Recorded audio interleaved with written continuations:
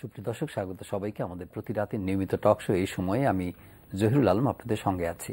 প্রিয় দর্শক, মুজিবনগর দিবসের আলোচনায় প্রধানমন্ত্রীর তথ্য ও যোগাযোগ প্রযুক্তি বিষয়ক উপদেষ্টা সজীব ওয়াজেদ জয়কে অপহরণ ও হত্যা ষড়যন্ত্রে বিএনপি জড়িত বলে অভিযোগ করেছেন প্রধানমন্ত্রী শেখ হাসিনা। তিনি আরও অন্যান্য বিষয়ে কথা বলেছেন, যেমন মুক্ত চিন্তার নামে যা খুশি লেখাকে বিকৃত মানসিকতা বলে উল্লেখ করেছেন প্রধানমন্ত্রী। তিনি বলেছেন যে সংবিধানে ধর্মনিরপেক্ষতার কথা বলা হয়েছে, কোনো ধর্মের প্রতি আঘাত করা সহ্য করা হবে না বলেও প্রধানমন্ত্রী হুঁশিয়ারি দিয়েছেন। এই বিষয়গুলো নিয়ে আজ আলাপ করব। এছাড়া আজ ওয়ার্ল্ড হেরিটেজ দিবস পালিত হলো। আমাদের রাজধানী ঢাকার একটা সুপ্রাচীন ঐতিহ্য আছে। এই ঐতিহ্য রক্ষা করার জন্য পুরনো ঢাকার যে ভবনগুলো আছে, ঐতিহ্য ভবনগুলো, সেগুলো রক্ষা করার জন্য আমরা কতটা কার্যকর ভূমিকা রাখছি বা কর্তৃপক্ষ কতটা নজর দিচ্ছে, এই বিষয়টি নিয়ে আজ আলাপ করব। শুরুতে পরিচিত হব দুই অতিথির সঙ্গে। রয়েছেন স্থপতি মোবাশ্বের হোসেন, স্বাগত আপনাকে। রয়েছেন জনাব নাঈম ইসলাম খান, সাংবাদিক, স্বাগত আপনাকে। নাঈম ভাই, এই সময়ে বেশ কিছু আলোচিত ঘটনার মধ্যে প্রধানমন্ত্রীর তথ্য যোগাযোগ প্রযুক্তি বিষয়ক উপদেষ্টা সজীব ওয়াজেদ জয়কে অপহরণ হত্যা ষড়যন্ত্র ঘটনায় গ্রেপ্তার হয়েছেন শফিক রেহমান, এবং এই আলোচনাগুলো এখন আছে। প্রধানমন্ত্রী আজকে বিএনপিকে ইমপ্লিকেট করেছেন যে তারা এই ষড়যন্ত্রের সঙ্গে জড়িত। জি, শফিক রেহমানের গ্রেফতারটাই একটু আচমকা ছিল। আমরা কেউ কোনো ধারাবাহিকতায় পড়ছিল না যে হঠাৎ করে করা হয়। যে মামলাটাতেও করা হয়েছে, এই মামলাটার বিষয়বস্তু বেশ পুরনো, তো এটা এই জন্য আমাদের সকলের কাছেই একটু হঠাৎ করে সারপ্রাইজিংই মনে হয়েছে।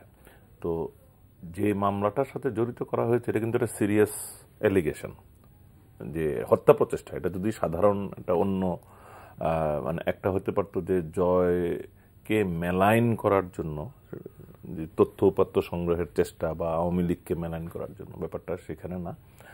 এটা একটা সরাসরি হত্যা প্রচেষ্টার কথা বলা হয়। তা আমাদের যেটা হয়েছে, আমাদের কাছে আমার মনে হয় যেহেতু এটা সরকারের পক্ষ থেকে বলা হয়েছে, তাহলে ওই আমেরিকান যে ডকুমেন্টসগুলি যেগুলিতে আমাদের আসলে ওইভাবে অ্যাক্সেস নাই, হত্যা প্রচেষ্টার অংশটা আমরা ওইভাবে পাচ্ছি না আর কি। তো আমাদেরকে একটু হেল্প করলেও ভালো হয় যে এটা কোথায় অ্যাভেলেবেল আছে, আমরা সেটা দেখে নিলাম, বা সরকারও এটা সরবরাহ করতে পারে। কারণ এটা খুব কনফিডেন্টলি সরকারের পক্ষ থেকে বলা হয়েছে যে এটা সুনির্দিষ্ট অভিযোগ আছে। তো সুনির্দিষ্ট প্রমাণাদি থাকলে এটা নিয়ে ইনভেস্টিগেশন এবং লিগ্যাল প্রসেস চলবে। এটাতে কিন্তু নাগরিক হিসেবে আমাদের কোনো বাধা দেওয়ার প্রশ্নই আসে না, নিরুৎসাহিত করারও প্রশ্ন আসে না। আমরা হয়তো অ্যাপারেন্টলি আমাদের কাছে যেহেতু খটকা লাগে, শফিক রেহমান সাংবাদিক, আমাদের সঙ্গে দীর্ঘদিন যাবৎ পরিচিত, আর বয়োজ্যেষ্ঠ মানুষ, উনি 82 বছর বলা হচ্ছে বয়স। 82 বছর কিন্তু মুবাশ্বের ভাইয়েরও 10 বছরের বড়।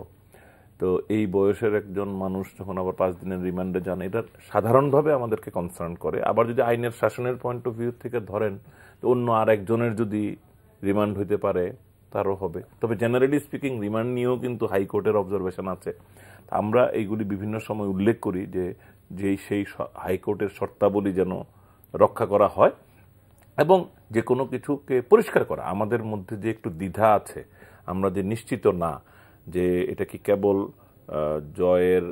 জয়ের ডিফেম করার জন্য তথ্য উপাত্ত ঘুষ দিয়ে তথ্য উপাত্ত বের করার চেষ্টাটা ছিল না ডিফেম করার জন্য ছিল, এইটুকু পর্যন্ত তো আমরা জানি।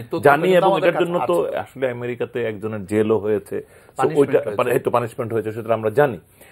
কিন্তু ওই অংশটা আমরা ততটা জানি না, কেবলমাত্র অভিযোগ হিসেবে জানি। তো এটা আমার মনে হয় ক্লারিফিকেশন দিলে কি হয়, নাগরিকদের মধ্যে কারোর মনে যে সংশয়টা আছে, ইভেন আমার মধ্যেও যে সংশয়টা আছে, সেটা দূর হয়। আমি এই সময়ের জন্য এটা তো একটা আইনি প্রক্রিয়া। যেমন আইজি সাহেব বলছেন যেটা তদন্তাধীন বিষয়ে বেশি কথা বলা। তদন্ত বাংলাদেশ অংশের তদন্তের কোনো বিষয়ে আমি কিছু বলছি না, কিন্তু আমি বলছি যেটা নাকি অলরেডি ডান, সেটা হচ্ছে এফবিআই এর তথ্য যদি থেকে থাকে, এটা কিন্তু গোপন কোনো তথ্য হবে না। এফবিআই যদি এরকম কোনো রিপোর্ট দিয়ে থাকে, এটা পাবলিক ডকুমেন্টই হবে। এটা কোনো না কোনো মামলায়, কোনো না কোনো কোর্টে, কোনো না কোনো প্রসেসের ভিতর দিয়ে পাওয়া যাবে।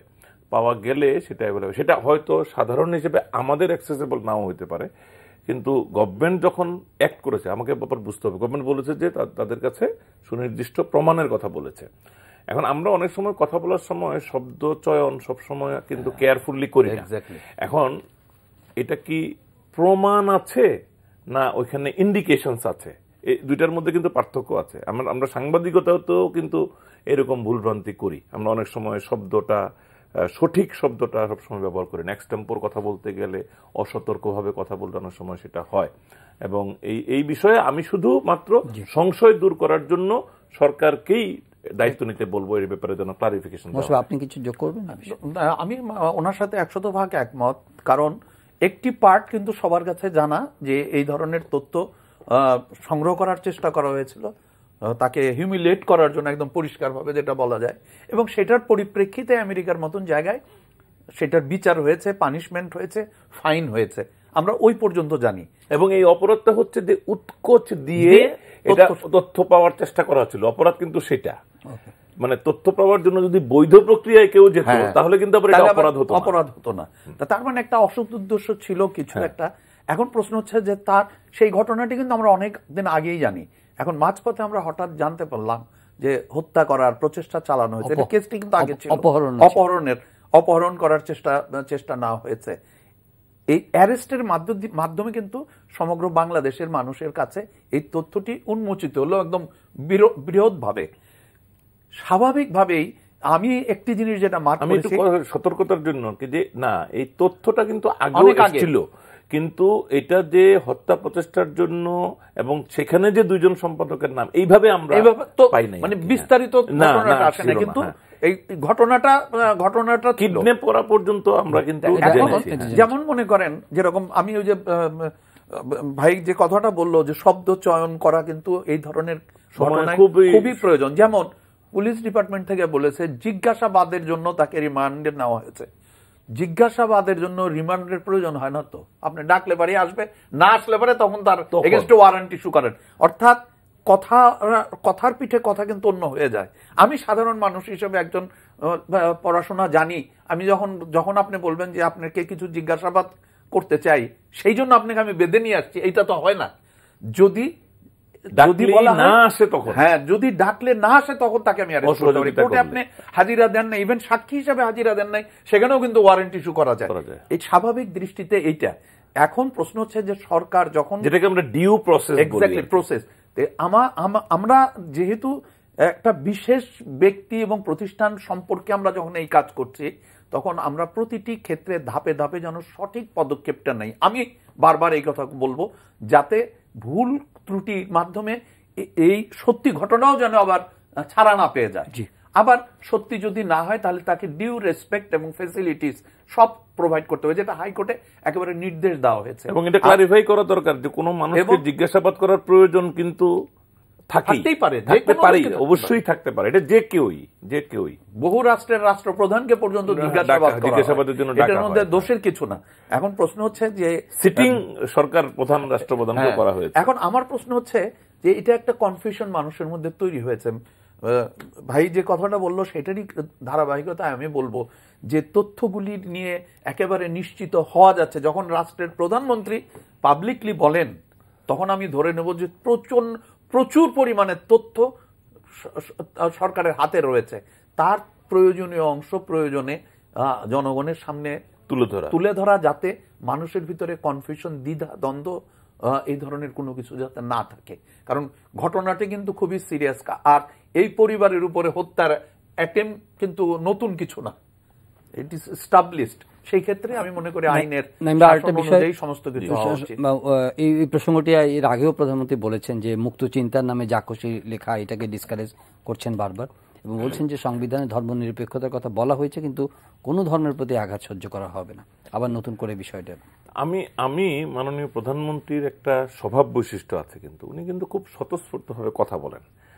মানে অধিকাংশ বক্তব্যই উনি সবসময় যে একদম প্রধানমন্ত্রী সুলভ প্রস্তুতি বা সিদ্ধান্ত নিয়ে এক্সটেম্পোরেই বলেন, এবং এটার কিন্তু আমরা অনেক বেনিফিট পাই, আমরা অনেক তার কাছ থেকে বক্তব্য পাই, যেটা আবার আমাদের অনেক প্রধানমন্ত্রী আছেন হয়তো এতটা মিডিয়ার সঙ্গে কথা বলতে বা পাবলিকলি অত স্টেটমেন্ট দিতে বা প্রকাশ্য অতটা হন না। তো এটার মধ্যেই মাঝে মাঝে আমি নিজেও মানে বুঝি না যে কিভাবে কোনটা উনি কোন পজিশন থেকে বলেছেন, কিন্তু আমি যদি নাগরিক হিসেবে আমাকে বলেন এটা কিন্তু আমারও বক্তব্য যে একটা ধর্ম, এগুলি কিন্তু চার্লিজ হেবডো ওই হত্যাকাণ্ডটার সময়ও কিন্তু এই প্রশ্নগুলি এসছে যে মোহাম্মদকে নিয়ে কটাক্ষ করলে পাশ্চাত্য এটাকে মত প্রকাশের স্বাধীনতা বলবে, মুক্ত চিন্তা বলবে, মত প্রকাশের স্বাধীনতা বলবে, আর একজন পুরুষ বা নারী সম্পর্কে কিছুটা ব্যত্যয়ী মন্তব্য করলেই এটা সেক্সিস্ট হয়ে যাবে, এটা আবার পাশ্চাত্য সহ্য করবে না। মোহাম্মদের ক্ষেত্রে যে কোনো কিছু মুক্ত চিন্তা বা মত প্রকাশের স্বাধীনতা, কিন্তু একটা সাধারণ পুরুষ নারী অভিনেতা অভিনেত্রী নিয়ে একটু সামান্য ইঙ্গিতময় এটা বর্ণবাদী বা সেক্সিস্ট দুই রকমই এই অভিযোগগুলি আসে। তখন আমার মনে আছে মার্ক টালি, ওই বিবিসির যে সেই বিখ্যাত মানুষ, উনি এখন প্রধানত ইন্ডিয়াতেই থাকেন, এনডিটিভিতে একটা টকশোতে কিন্তু উনি এই প্রশ্ন তুলেছিলেন। এখন উনি যেহেতু আমাদের সাথে থাকেন, আমাদের মনোকষ্টটা উনি বোঝেন, ফিল করতে পারেন। উনি কিন্তু প্রশ্ন তুলেছেন যে পাশ্চাত্যের কিন্তু এটা মানে কনফ্লিক্টিং, তারা স্ববিরোধী কাজ করে, তাদেরকে কারেক্ট হইতে হবে। তো আমি মনে করি যে আমাদের মাননীয় প্রধানমন্ত্রী ওইটার দিকে ইঙ্গিত করেছেন। বাংলাদেশে আমি অনেক সময় বলি যে আওয়ামী লীগ 21 বছর ক্ষমতায় বাইরে ছিল, কিন্তু স্বাধীনতার পরে ওই 21 বছরে বাংলাদেশের বৈশিষ্ট্যগত অনেক পরিবর্তন হয়ে গেছে। নাগরিক সমাজের মধ্যে দুইটা জেনারেশন দাঁড়িয়ে গেছে, এবং সাংস্কৃতিক মানে বিষয় আসে অনেক কিছু, মানে ঢাকা শহর, দেশ, মানুষের বৈশিষ্ট্য, মানুষ আগে কি রোজগার করতো, কি পছন্দ করতো, চিকিৎসা কতটা পেত না, এগুলি এত বৈশিষ্ট্য চেঞ্জ হয়েছে যে শেখ হাসিনা এবং আওয়ামী লীগকে কিন্তু এগুলির সাথে অনেক অ্যাডাপ্টেশন করতে হয়েছে। ইসলাম কিন্তু কখনোই আওয়ামী লীগের ধর্মীয় বিষয়টা আওয়ামী লীগের রাজনৈতিক অগ্রাধিকারে ছিল না। কিন্তু গত 2 টার্ম কিন্তু এটা মিসইন্টারপ্রিটেশন না, এটা আমি বহুবার বলেছি, আমি এখন কনফিডেন্টলি বলছি যে ইসলামকে তারা যেভাবে অ্যাডজাস্ট করেছে তাদের পলিটিক্সে একদম আনুষ্ঠানিকভাবেই, যে রাষ্ট্রধর্ম ইসলামটার পক্ষে অবস্থান নেওয়া, আবার ধর্ম নিরপেক্ষতারও একটা এই যে অ্যাডজাস্টমেন্ট, যে ধর্ম ইসলামকে মর্যাদা দিয়েই আমাদের মেজরিটি মানুষের ধর্মের প্রতি মর্যাদাটা ঠিক রেখে অন্য ধর্মাবলম্বীরাও যেন অমর্যাদার শিকার না হয়, তার জন্য ধর্ম নিরপেক্ষতাকে আবার আঁকড়েও ধরা। ওই যে একদিকে বৈশাখী বোনাস দেওয়া, এই প্রধানমন্ত্রী বৈশাখী বোনাস দিচ্ছেন যাতে রাষ্ট্র অসাম্প্রদায়িক উৎসবকে সাপোর্ট করবে, এই জন্য সকলের জন্য করে। আবার একই সাথে উনি বলেছেন যে আমি তো মুসলমান, আমিও তো হার্ট হই, উনি নিজে বলেছেন কিন্তু আমি হার্ট হই। সুতরাং আমি যেটা হার্ট হই, আমি তো সেটা দায় নিব না। কেউ হার্ট করবেন ইচ্ছাকৃত হবে মুক্ত চিন্তার প্রমাণ দেওয়ার জন্য প্রথমে এটা ধর্ম নিয়ে এটা কটাক্ষ করতে হবে, এটাকে মুক্ত চিন্তা বলে না। এবং আমি কিন্তু ওনার সাথে একমত। আপনি যদি অনেক মুক্ত চিন্তকের লেখা পড়েন, তাদের মধ্যে এই ইসলাম নিয়ে বিশেষত একটা ফ্যাশনের মতো হয়ে যাচ্ছে। উনি কিন্তু ফ্যাশন শব্দটা ব্যবহার করেছেন। সুতরাং প্রাইভেটলি এটা কিন্তু আমারও মত, আমি অনেস্টলি বলতেছি। কিন্তু আবার এটাও হয় যখন প্রধানমন্ত্রী এই কথাটা বলেন, এতে আবার যারা অনেস্ট ব্লগার, যারা ফেয়ার মানে মুক্ত চিন্তক, মানে মুক্ত চিন্তার মধ্যেও তো আবার ভাগাভাগি আছে, ফেয়ার আছে না মুক্ত চিন্তক, এই মুক্ত চিন্তকরা হয়তো আশঙ্কা করতে পারেন যে প্রধানমন্ত্রীর এই বক্তব্যের ফলে তাদের জীবনের নিরাপত্তা কিছুটা কমে যায় কিনা। কিন্তু আমি আবার এটাও বলতে চাই যে আমি ওনার পুরো কথার কমপ্লিটটা যদি আবার নেন, সেখানে কিন্তু আবার ওই যারা নাকি হত্যাকারী তাদের ব্যাপারেও কিন্তু প্রধানমন্ত্রীর সতর্কবাণীটা আছে যে এটাও ইসলামও অ্যালাউ করে না, রাষ্ট্র অ্যালাউ করবে না। এটা খুবই একটা সুন্দর জিনিস আমাদের কিন্তু মাথায় রাখতে হবে। এবং আমি এই জিনিসগুলো বোঝার জন্য এখন প্রতিনিয়ত ট্রান্সলেটেড কোরআন শরীফ পড়া শুরু করেছি। দেখেন, আমি সিম্পল একটা কথা বলি, আশরাফুল মখলুকাত কাকে বলা হয়েছে? কোথাও কি বলা হয়েছে মুসলমান আশরাফুল মখলুকাত? নোওয়্যার। মানুষ সৃষ্টির সেরা জীব। ইসলাম প্রচন্ডভাবে বিশ্বাস করে, সৃষ্টিকর্তা প্রচন্ডভাবে বলেছেন যে মানুষ সৃষ্টির সেরা জীব, অর্থাৎ মানুষের কষ্ট দুঃখ সবকিছু তোমাকে প্রোটেক্ট করতে হবে। এমনকি যুদ্ধে জয়লাভ করার পরে সেই দেশের নাগরিককে প্রোটেক্ট করার দায়িত্ব ইসলামে দেওয়া আছে। এই জিনিসগুলি কিন্তু আমাদের বুঝতে হবে। আর ধর্ম নিরপেক্ষতা, এটা একটা ইন্টেলেকচুয়াল ওয়ার্ড। ধর্ম নিরপেক্ষতা হয়তো ধর্মের ভিতরে আপনি পাবেন না, কিন্তু ধর্ম নিরপেক্ষতা মানে ধর্ম বিরোধিতা নয়, হীনতা নয়, ধর্মহীনতা নয়, ধর্ম নিরপেক্ষতা মানে বাংলাদেশের প্রেক্ষাপটে নয়। এবং কোরআনে কিন্তু প্রত্যেকটি পূর্বের ধর্মকেও সম্মান দেওয়া হয়েছে। ইসলাম আসার পরে আগের ধর্মগুলিকে ঘৃণা করা হয় নাই, বাতিল করা হয়নি, কারণ ওগুলি সৃষ্টিকর্তারই ধারাবাহিকতা এসছে। তার মানে আপনি ধর্মকে, যার ধর্ম তার কাছে। আর রাসূলুল্লাহকে কিন্তু আমরা যদি দেখি, ওনাকে এই ধর্ম প্রচারের জন্য, এবং মানুষকেও বলা হয়েছে সত্য ধর্ম এক ঈশ্বরে বিশ্বাস করা, এক আল্লাহ তাআলাতে বিশ্বাস করার জন্য প্রচার করতে বলা হয়েছে। কোথাও হত্যা করে, ধ্বংস করে ইসলাম প্রচারের কথা আমি অন্তত বের করতে পারি নাই। শত্রুকে হত্যা করতে বলেছে, যে শত্রুতা করছে, যে আপনার ক্ষতি করছে, সেটা আরেকটা পার্ট, সেটা কমপ্লিটলি ডিফারেন্ট, এবং সেটার জন্য তো বিচার ব্যবস্থা রয়েছে, এই জন্য রয়েছে। তা আমি মনে করি এই যে ধর্ম নিরপেক্ষতা মানে ধর্মহীনতা, যেরকম কিছু ধর্ম বিরোধী ধর্ম নিরপেক্ষতাকে ধর্মহীনতা মনে করে, আবার কিছু যারা ধর্মে বিশ্বাস করে তারা মনে করে যে তার ধর্মটাই শুধুমাত্র ধর্ম। আমরা মনে করি যে মুক্তিযুদ্ধে যেটা হয়েছিল, আমরা যারা মুক্তিযুদ্ধের দুটি বড় জিনিস কিন্তু এখনো আমাদেরকে মানতে হবে, সেটা হচ্ছে গণতন্ত্র, গণতন্ত্র, গণতন্ত্র। যেই মুহূর্তে আপনি গণতন্ত্র মানবেন, সেই মুহূর্তে অটোমেটিক্যালি ধর্ম নিরপেক্ষতা শব্দটি কার্যকর হয়ে যায়। অর্থাৎ সব ধর্মের মানুষকে আপনি গণতন্ত্রই অ্যাকোমোডেট করে আসলে একটি শব্দতেই কিন্তু ওভারওয়েলমিং। এটা গণতন্ত্রটা এমন একটি শব্দ, যে শব্দতে আমাদের যে আসলে অন্য কিছু লাগে না, সমাজতন্ত্রও লাগে না, কোনো কিছু না, যে চারটি পিলার বলছি, এভরিথিং ইন গণতন্ত্র। আমি যদি গণতন্ত্রে বিশ্বাস করি, বাকি সবগুলি automatic you have to achieve, otherwise you cannot achieve গণতন্ত্র। এই সিম্পল চিন্তাতে যদি আমরা থাকি, তাহলে যার যেভাবে ধর্ম মানা দরকার সে, তবে কোন অবস্থায় অন্য ধর্মের গায়ে আপনি আঁচড় দিতে পারবেন না। এটা স্পষ্ট, প্রধানমন্ত্রী আসলে এটাই স্পষ্ট করেছেন যে ধর্ম নিরপেক্ষতা মানে ধর্মের বিরোধিতা, এটা উনি এলাও করেন না। আমরা একটু বিরতিতে যাব, কিন্তু শুরুতে বলেছিলাম যে আজকে ওয়ার্ল্ড হেরিটেজ ডে পালিত হলো। ঢাকার কি অবস্থা, আপনারা নগরীর সমস্যা নিয়ে আলাপ করেন অনেক সময়। অবশ্যই ভাই, আমরা একটা স্টোরি দেখে আসি, মানে হেরিটেজের ব্যাপারে আমরা কতটা যত্নশীল এবং কতটা মানে আগ্রহ আমাদের আছে এগুলো রক্ষা করার বিষয়ে। একটা স্টোরি দেখে তারপর আলাপ করব।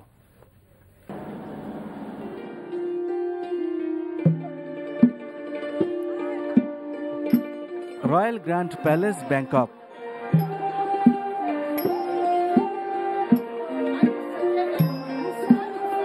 প্রায় 150 বছরের পুরনো এই দৃষ্টিনন্দন স্থাপত্য নিদর্শন বংশ পরম্পরায় ছিল থাই রাজাদের বাসভবন।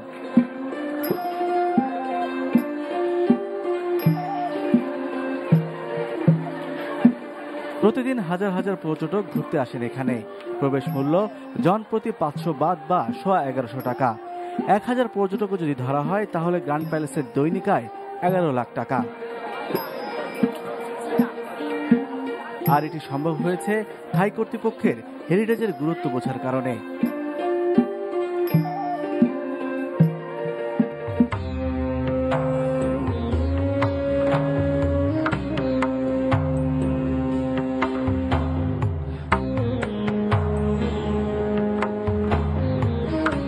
এদিকে বাংলাদেশেও আছে এমন সব প্রত্নতাত্ত্বিক স্থাপনা যেগুলোর স্থাপত্য সৌন্দর্য অত্যন্ত উঁচু মানের, যাদের কয়েকটি আবার 450 বছরেরও বেশি পুরনো।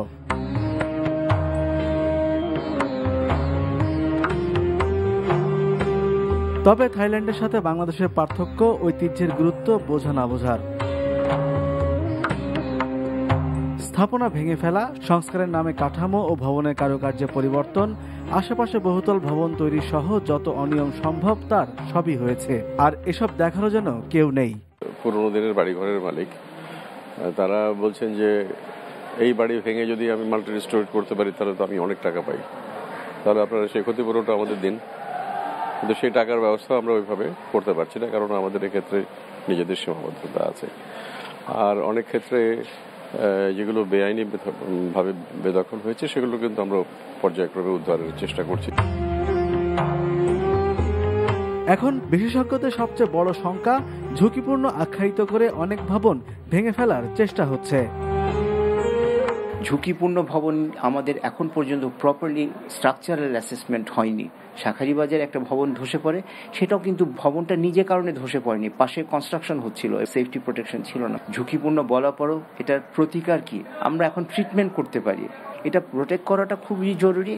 সারা পৃথিবীতে হচ্ছে ব্যক্তিগত মালিকানাধীন যেসব প্রপার্টি আছে তাদেরকে ক্ষতিপূরণের ব্যবস্থা করা হবে। যদি সর্বোচ্চ পর্যায় থেকে এরকম একটা বক্তব্য আসে তাহলে সবাইকেই আমার মনে হয় এই আন্দোলনে আমরা সামিল করতে পারবো।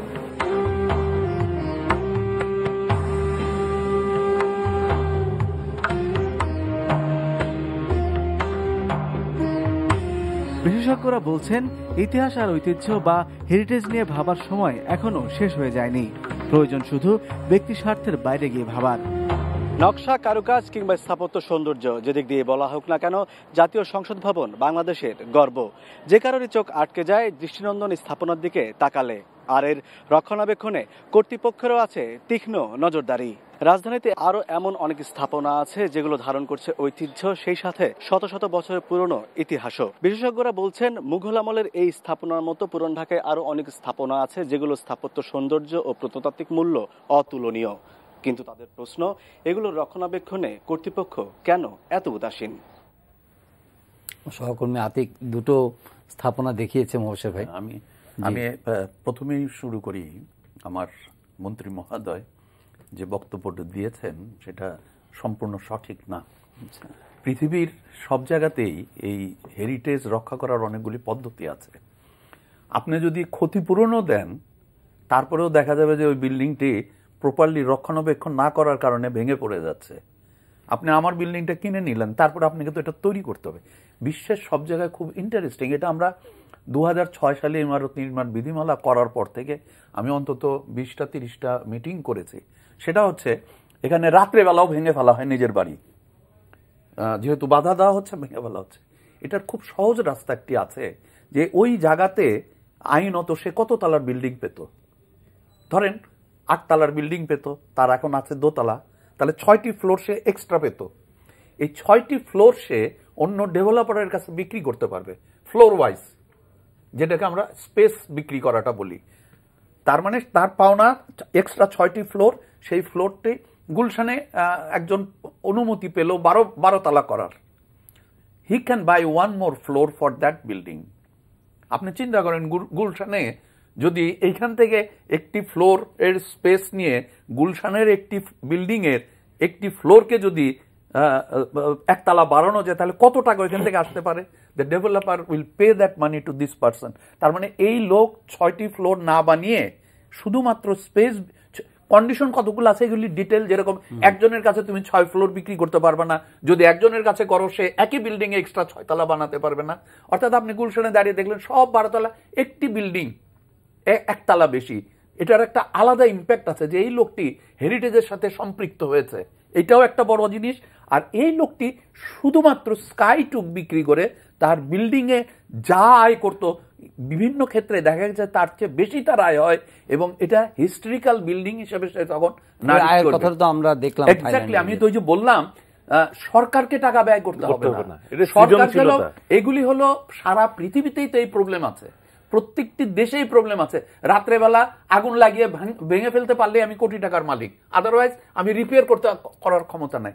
বাংলাদেশে কিন্তু আছে অন্য আরেকটি প্রবলেম। আমরা শাঁখারী বাজার টাজার নিয়ে কাজ করছি, সেগুলিতে বড় প্রবলেম হলো মালিকানা নিয়ে। একই ফ্যামিলির 40-50 জন একটি বাড়ির মালিকানা নিয়ে আছে।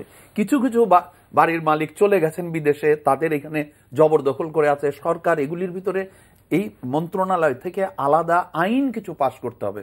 আমার চিফ জাস্টিস সাহেব যেভাবে বলেছেন 1800 সনের আইন দেওয়ার কতদিন এই উন্নত দেশকে আমরা উন্নত করার চেষ্টা করব, এগুলি কিছু কিছু পরিবর্তন করতে হবে। এবং পরিবর্তন করতে হলে সারা বিশ্ব থেকে আইনগুলি নিয়ে আসতে হবে। তারা কিভাবে হেরিটেজ রক্ষা করে, আপনি ম্যাকাওতে যান, এক্স্যাক্টলি আপনার এই আমাদের শাঁখারীপট্টি যেভাবে অবিকল সেইভাবে তারা করেছে, ভিতরে চেঞ্জ করেছে, বাইরে ওই যে শাখা বানাচ্ছিল সেই হাতের কাজ করতো সেগুলি সব আছে। লক্ষ লক্ষ লোক প্রতিদিন ওখানে যাচ্ছে because of the security and আদার।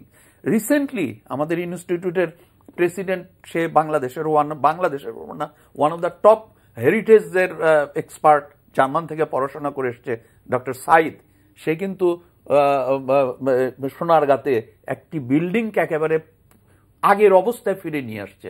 কি পরিমাণ পরিশ্রম করেছে গত 5 বছর ধরে, এটা না দেখলে বুঝবেন না। এখন অলরেডি আমরা এই পর্যন্ত বোধহয় 200 বিদেশি নিয়ে এসে ওই বিল্ডিংটা দেখিয়েছি সোনারগাঁ। এটা ফাইন্যান্স করছে, খুব ইন্টারেস্টিং, আমাদের ইয়ং ওয়ান যে কোরিয়ান, উনি পুরা ফাইন্যান্স করছেন। এবং এটা আমি মনে করি আপনাদের যে তুলে নিয়ে আসা উচিত, এই যে করা সম্ভব, আমাদের দেশে যে মেধা রয়েছে এবং এইগুলি নিয়ে উন্মুক্ত আলোচনা। 2006 সালে আমরা এটা নিয়ে বহুদিন ধরে ফাইট করছি, কিন্তু আমরা সরকারের কে এটা নিয়ে দায়িত্ব নেবে এটি আমরা জানি না। আর সবশেষে যে কথাটি বলবো, একজন বলে বিল্ডিং রাখা যাবে না, আমাদের নীতি নির্ধারক মানে ধরেন রাজুক বলছে বিল্ডিং রাখা যাবে না, ডিআইটি বলছে এই বিল্ডিং রাখতে হবে। এই আরো অনেক সিটি কর্পোরেশন, রাজুক এবং সিটি কর্পোরেশনের 2 রকম বক্তব্য আছে একই বিল্ডিং এর দায়িত্ব নিয়ে। এইটা থেকে যদি বের হয়ে আসতে চান, প্রতি ক্ষেত্রে আমরা বলতেছি 54 পিতাকে দিয়ে ঢাকা বাঁচাতে পারবেন না, পিতা একজনই হতে হবে। মেয়রকে যদি এই সব কিছুর উপরে আমব্রেলা হিসেবে কাজ করতে দেন, বহু প্রবলেম সহজে সমাধান করা সম্ভব না। কিন্তু বেসিক কোশ্চেন হলো যে আমাদের যে 1800 ভবন, এটা আরবান স্টাডি গ্রুপ তারা চিহ্নিত করেছে, এটা রক্ষা করার মানে এই গ্র্যাভিটিটা, ইম্পর্টেন্সটা আমরা উপলব্ধি রিয়েলাইজ করার ব্যাপার মানে আছে। তো এগুলি একটা কথা বলি যে এই যে এটা আবার কিছুটা মানে সরকার বা সমাজের সাংস্কৃতিক মান, শিক্ষার মানের সাথেও কিন্তু আজকে আমরা যেটা আলোচনা করতে পারছি, ওই জার্মানি থেকে একটা বিশেষজ্ঞ তৈরি হয়েছে, 20 বছর আগে তো ছিল না, সুতরাং তখন ডিমান্ডটা ওইভাবে তৈরি হয় না। আমি বলি, আপনারাও জেনেছেন হয়তো, প্রধানমন্ত্রী কিন্তু টুঙ্গিপাড়ায় বঙ্গবন্ধুর যে বাড়িটা, এটা নিয়েও কিন্তু অসন্তোষ প্রকাশ করেছেন সম্ভবত আজকে মিটিং এ। এবং উনি বলেছেন যে in the name of building কি বলে এটা রিপেয়ার করার সময় নতুন করে ফেলছে, মানে আগের নকশাগুলি সব ফেলে দিয়েছে, ভেঙে ফেলে দিয়ে নতুন করে করছে। এজন্য উনি শি ওয়াজ ভেরি আপসেট। উনি বলেছেন যে এটা ভেঙে আবার আগের ডিজাইন অনুযায়ী সব করতে হবে। তার মানে তিনি কিন্তু হেরিটেজের কথা পছন্দ করেন, পছন্দ না করার কথা না তো। আর নিজের বাবার জরাজীর্ণ ভবনের ঝুঁকি নিয়েও বলেছেন যে ঝুঁকি থাকলে সেগুলো ভেঙে ফেলা। আমরা তো ওখানে ওনাকে প্রথম কথা হলো যে ওনাকে কি তথ্য দেওয়া হয়েছে, সেটার উপর নির্ভর করে, তার কাছে কিভাবে অ্যাপ্রোচটা গেছে এটার উপর নির্ভর করে। এখন ওই যে আপনি দেখেন স্টাডি গ্রুপের ওই ভদ্রলোক কিন্তু অলরেডি ব্যাখ্যা করলেন, আমরা যেটাকে বলছি ঝুঁকিপূর্ণ, আসলে এটা ঝুঁকিপূর্ণ ছিল না, পাশের কনস্ট্রাকশন ওয়ার্কের জন্য এটা ঝুঁকিপূর্ণ হয়েছে, কারণ তারা তাদের শর্ত পূরণ করে নাই। আমি এটুকুও বলতে পারি, আমি এটা আপনি ম্যাকাওয়ের কথা বলেছেন, এটা এগুলির কিন্তু আরো মানে ideal cases you will find in Paris বা ফ্রান্সের বিভিন্ন জায়গায়। আমি একেবারে শাখারি বাজারের মতো এলাকায় এক মানে বন্ধুর বাসায় ছিলাম। এখন তার বাড়িটার ভিতরে মানে একটা ছোট্ট ঘুপচি বাড়ি, if you believe or not, আমার সুটকেসটাও তার লিফটে জায়গা হচ্ছিল না। হ্যাঁ, সুটকেস সহ আমার সুটকেস বড় ছিল। তো এখন এইরকম একটা লিফট আমি ভিতরে গিয়ে দেখলাম মডার্ন এভরিথিং, কিন্তু বাইরে কিন্তু নকশা যা যা আছে তার কোনো ক্ষমতাই নাই। আমি বললাম এটা করা হয় কিভাবে? তখন উনি আমাকে দেখাইতে নিয়ে গেল যে এগুলির জন্য বেশ ব্যয় সাপেক্ষ, এগুলি ফ্রেম ট্রেম করে অরিজিনাল ওয়ালটা ঠিক রেখে তারপরে ভেতরে ভেতরে ভাঙে তারপরে গড়ে। এখন যেহেতু এটার ঐতিহ্য রক্ষা করার একটা আইন, আপনি যেটা বলছেন আইনের রিফর্ম আনতে হবে। এই যে ওনারা গেলে দাম চায়, উনি একটা সৃজনশীল পথের কথা বলেছেন, কিভাবে এটা অল্টারনেটিভ ফান্ডিং করা যাবে। এটা কিন্তু লিগ্যাল সাপোর্টও লাগবে, কারণ আমি যদি বলে দেই যে হেরিটেজ যদি তুমি তোমার দাদার কাছ থেকে পেয়ে থাকো, প্রথম কথা হইলো এটা রক্ষা করতে হবে। এটা রাষ্ট্র, কারণ এটা তখন ব্যক্তিগত না, এটা তখন জাতীয় সম্পদ। সুতরাং যখন এটা ওই আইনে ফেলবেন যে তুমি সব করো এই জিনিস ঠিক রেখা, আউটলুক ঠিক থাকে, এটা থেকে তুমি ম্যাক্সিমাইজ কিভাবে করবে, সরকার থেকে সহযোগিতা, এক্সপার্টদের সহযোগিতা সবকিছু করা হবে। সুতরাং আইনি সহায়তাটাও লাগবে এবং অন্য সৃজনশীল ভাবে তাকে ফান্ডিং এর ব্যবস্থা, এবং মোবাশ্বের ভাই তো সেটা ব্যাখ্যাই করেছেন। এরকম আরো অনেক বিকল্প আছে আমরা বাংলাদেশ, যেমন কর্পোরেট ফিনান্সিং।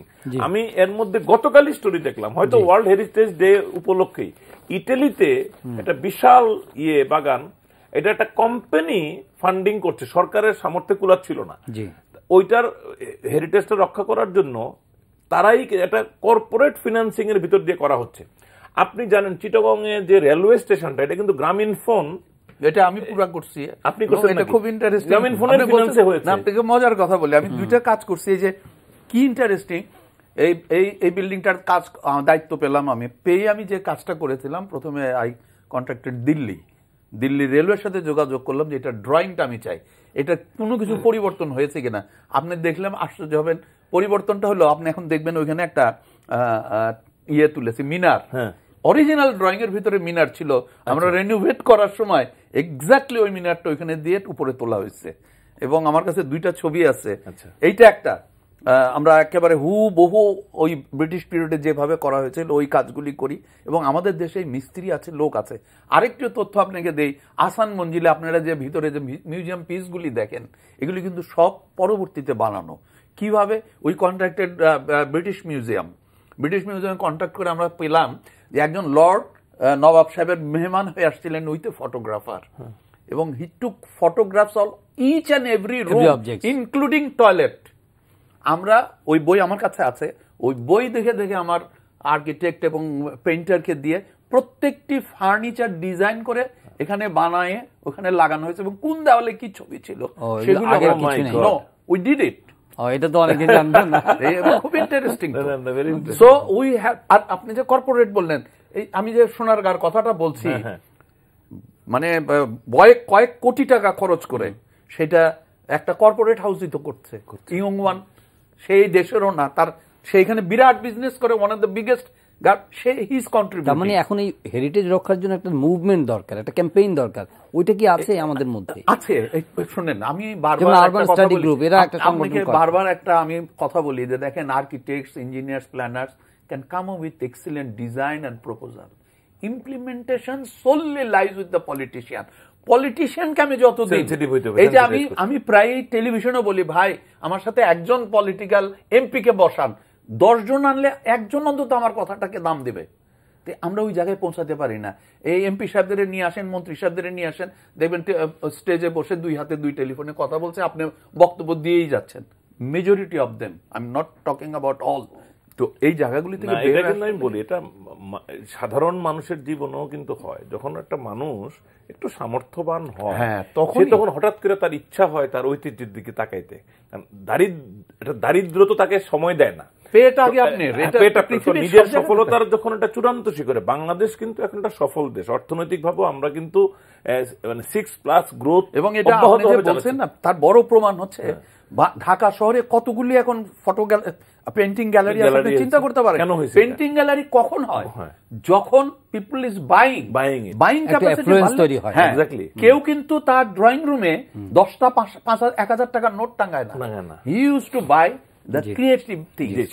আমি তো বাংলাদেশের সেই সামর্থ্য এখন তৈরি হয়েছে যে আমাদেরকে এখন ওয়ার্ল্ড হেরিটেজ ডের গুরুত্ব আমাদের কাছে অনেক বেশি। এগুলি আমরা যখন মিডিয়াতে ভালো করে কভার করব, তাতে আরো ইনক্রিজিং ইন্টারেস্ট তৈরি হবে। মাননীয় প্রধানমন্ত্রী বঙ্গবন্ধুর স্মৃতিবিজড়িত বিল্ডিং এর ব্যাপারে যে ইমোশনটা দেখিয়েছেন, আমি বাংলাদেশে বঙ্গবন্ধুর সৃষ্টি করা বাংলাদেশ, তার লালিত বাংলাদেশের সকল হেরিটেজ বিল্ডিং এর জন্য তিনি এই ইমোশন দেখাবেন, আমি এটা বিশ্বাস করি। না, অ্যাকচুয়ালি তাই। ধন্যবাদ আপনাদের দুজনকে। প্রিয় দর্শক, আজকের অনুষ্ঠান আমরা এখানে শেষ করছি। সবাই ভালো থাকবেন, দেখা হবে পরের অনুষ্ঠানে। আর এই অনুষ্ঠানটি অনলাইনে দেখতে পারেন, ভিজিট করুন www.ntv.com। পরের অনুষ্ঠানে দেখা হবে। আপনাদের